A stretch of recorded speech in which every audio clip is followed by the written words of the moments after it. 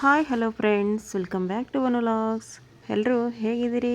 ಎಲ್ಲರೂ ತುಂಬ ಚೆನ್ನಾಗಿದ್ದೀರಿ ಅಂತ ಅಂದ್ಕೊಂಡಿದ್ದೀನಿ. ಬನ್ನಿ ಫ್ರೆಂಡ್ಸ್, ಇವತ್ತು ನಾವು ಮಾಡುವ ರೆಸಿಪಿ ಎಂದರೆ ಬ್ರೋಕ್ಲಿ ಪಲ್ಯ.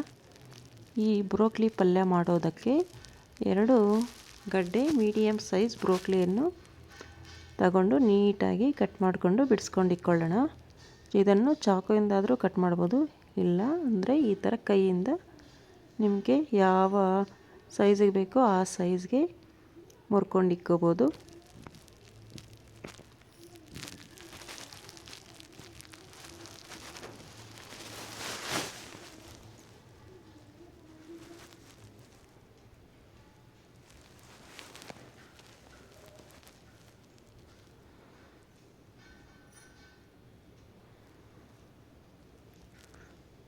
ನೋಡಿ, ಎಲ್ಲ ಈ ಥರ ಕಟ್ ಮಾಡ್ಕೊಂಡ್ಮೇಲೆ ಇವನ್ನು ಇವಾಗ ನೀರಲ್ಲಿ ಹಾಕಿ 2 ಸಲ ತೊಳ್ಕೊಳ್ಳೋಣ.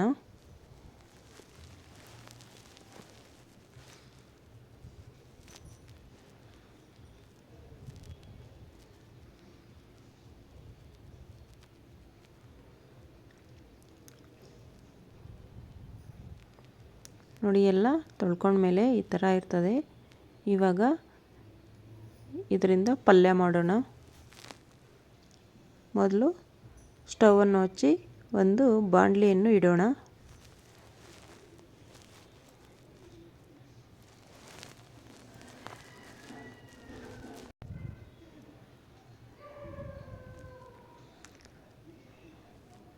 ಬಾಣಲಿ ಬಿಸಿಯಾದ ಮೇಲೆ ಒಂದು 4 ಟೇಬಲ್ ಸ್ಪೂನಷ್ಟು ಕುಕ್ಕಿಂಗ್ ಆಯಿಲನ್ನು ಹಾಕೋಣ.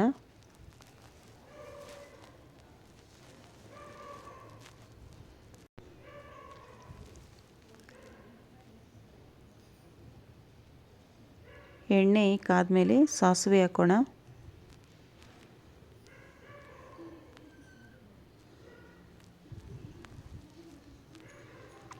ಸಾಸಿವೆ ಎಲ್ಲ ಚಿಟಪಟ ಆದಮೇಲೆ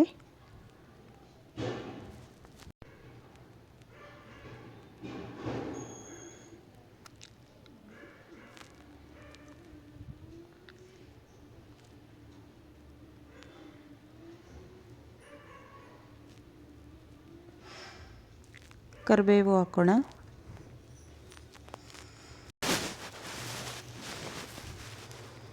ಇವಾಗ ಚಿಕ್ಕ ಮೀಡಿಯಮ್ ಸೈಜ್ 2 ಈರುಳ್ಳಿಯನ್ನು ಸಣ್ಣ ಕಟ್ ಮಾಡ್ಕೊಂಡಿರೋವು ಅವನ್ನು ಹಾಕೋಣ.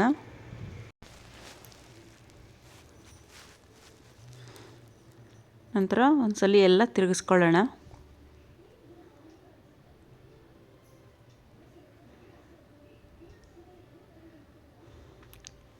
ಈರುಳ್ಳಿ ಎಲ್ಲ ಚೆನ್ನಾಗಿ ಬೆಂದ ಮೇಲೆ ಕಟ್ ಮಾಡ್ಕೊಂಡಿರುವಂತಹ ಬ್ರೋಕ್ಲಿಯನ್ನು ಹಾಕೋಣ.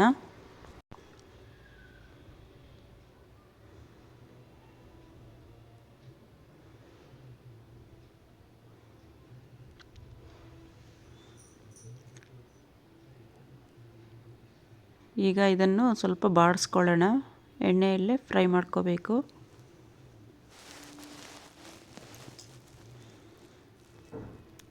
ಈಗ ರುಚಿಗೆ ತಕ್ಕಷ್ಟು ಉಪ್ಪನ್ನು ಹಾಕೋಣ.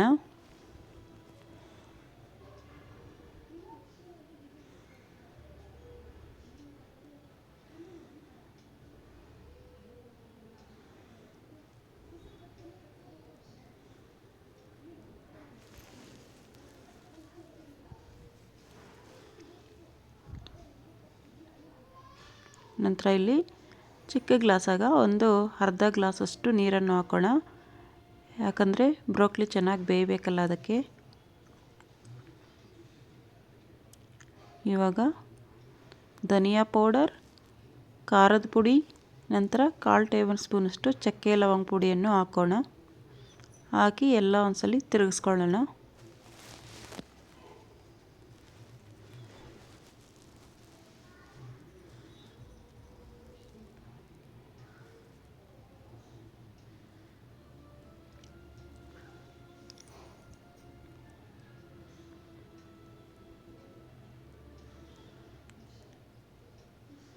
ಇವಾಗ ಸಣ್ಣಕ್ಕೆ ಕಟ್ ಮಾಡ್ಕೊಂಡಿರುವಂಥ ಕೊತ್ತಂಬರಿ ಸೊಪ್ಪನ್ನು ಹಾಕೋಣ.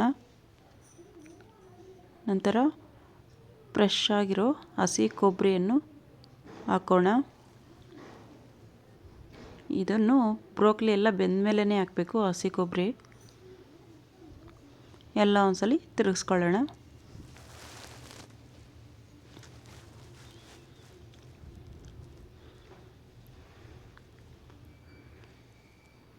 ಈಗ ಬ್ರೋಕ್ಲಿ ಪಲ್ಯ ತಿನ್ನಲು ಸಿದ್ಧ.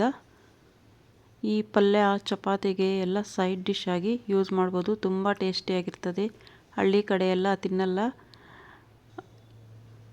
ಈ ಥರ ಮಾಡ್ಕೊಂಡು ತಿನ್ನಿ, ತುಂಬ ಟೇಸ್ಟಿಯಾಗಿರ್ತದೆ. ಓಕೆ ಫ್ರೆಂಡ್ಸ್, ಬಾಯ್.